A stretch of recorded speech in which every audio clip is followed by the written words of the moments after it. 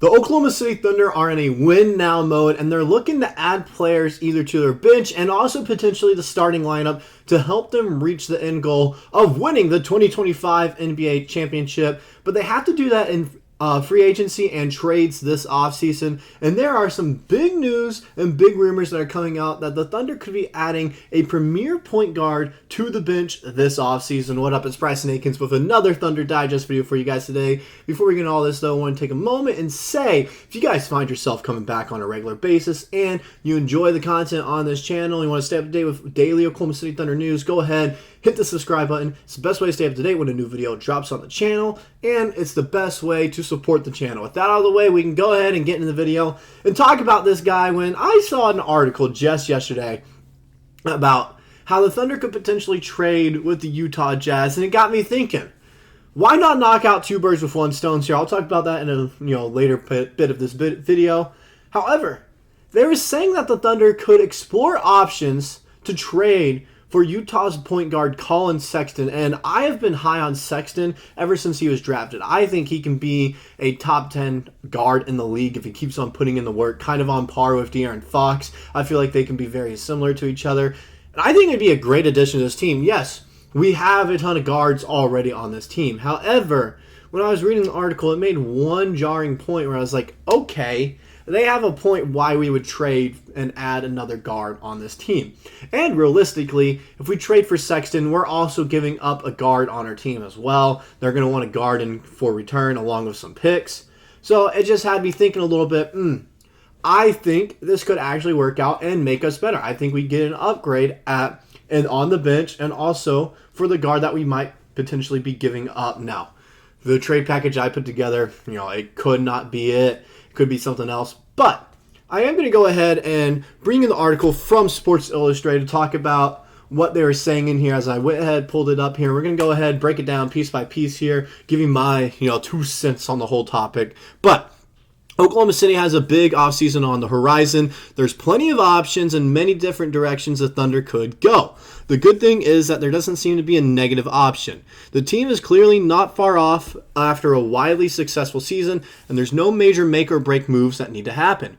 At this point, the core feels set. Shai Gilgeous-Alexander, Jalen Williams, and Chet Holmgren have formed a formidable trio, and the group will only get better with time. Williams and Holmgren each have another level to their game, and being on a young, developmentally focused team like the Thunder should fast track the progression. Now it's all about filling the holes. I like how they said that there. It's all about filling the holes and getting the best guy next, to kind of help this team succeed, especially in the long-term end game. That's what it's about. We're just trying to find out, who are these guys that can fill this one little spot that we're struggling in, one or two little spots that we struggle in, we're not great at, that can really propel us to being a championship winning team. And this is when they start talking about Collin Sexton a little bit. This is when they start talking about him. And this is the article here. This is what we're really going to focus on in it. The obvious addition would be front court depth, whether that comes in the form of a starting forward or a backup center.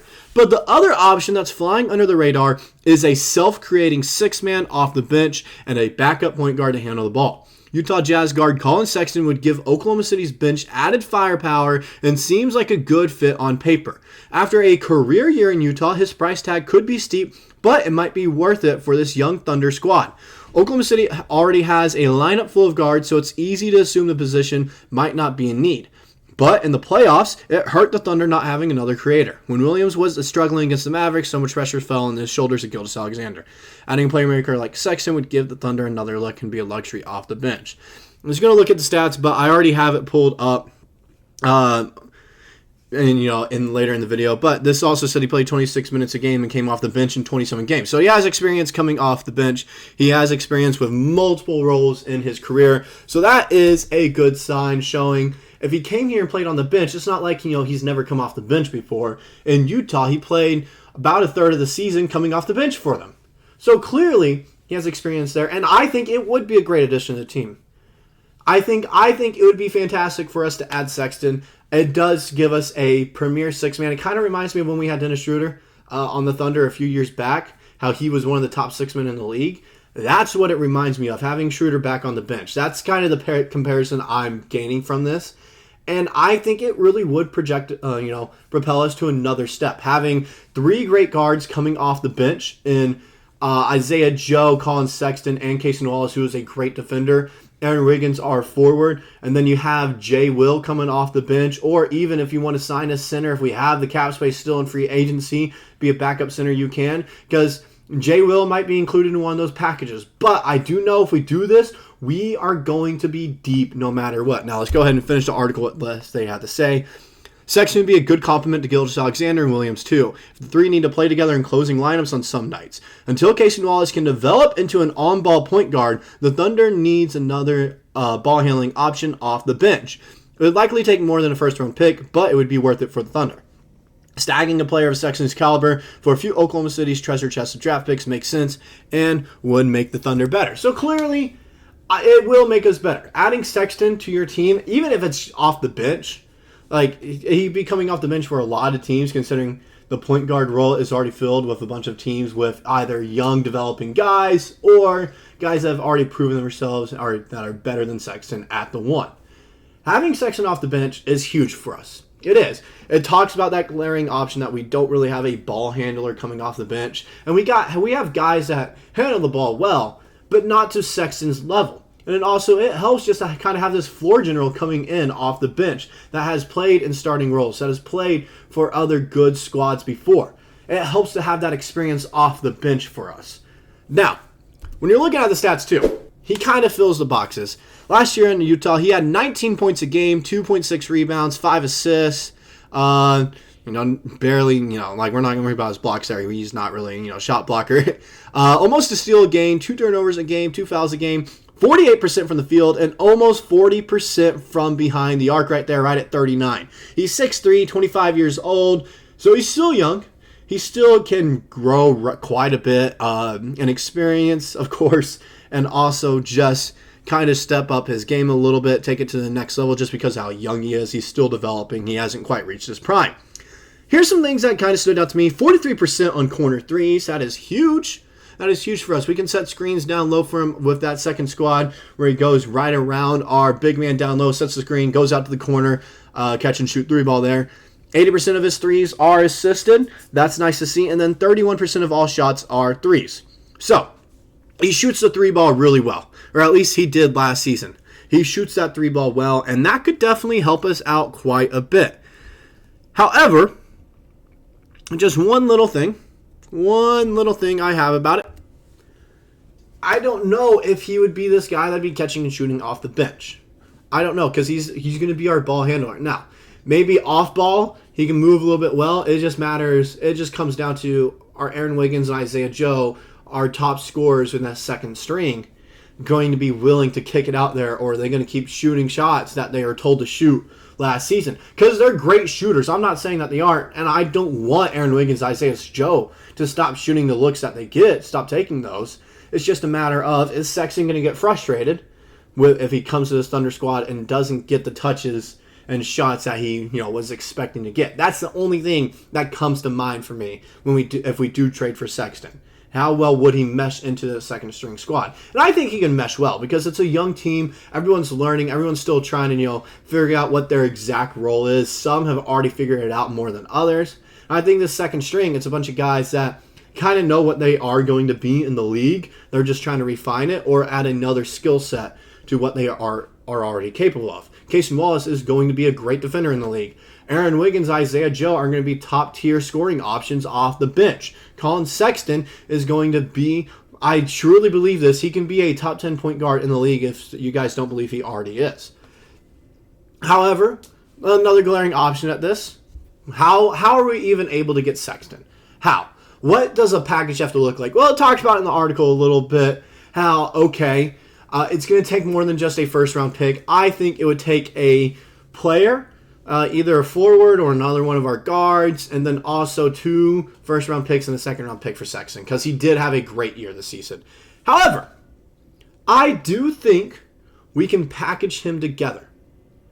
I think we can package him together with Lauri Markkanen. I think we can.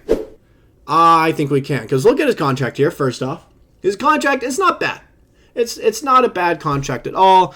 18 million. It's going up every single year. Next year it'd be 18 mil. Then last year it'll be 19 million. And so his contract expires right as soon as Chet and J-Dub finish their rookie contracts. So it gives us cap space for them, of course, which is nice.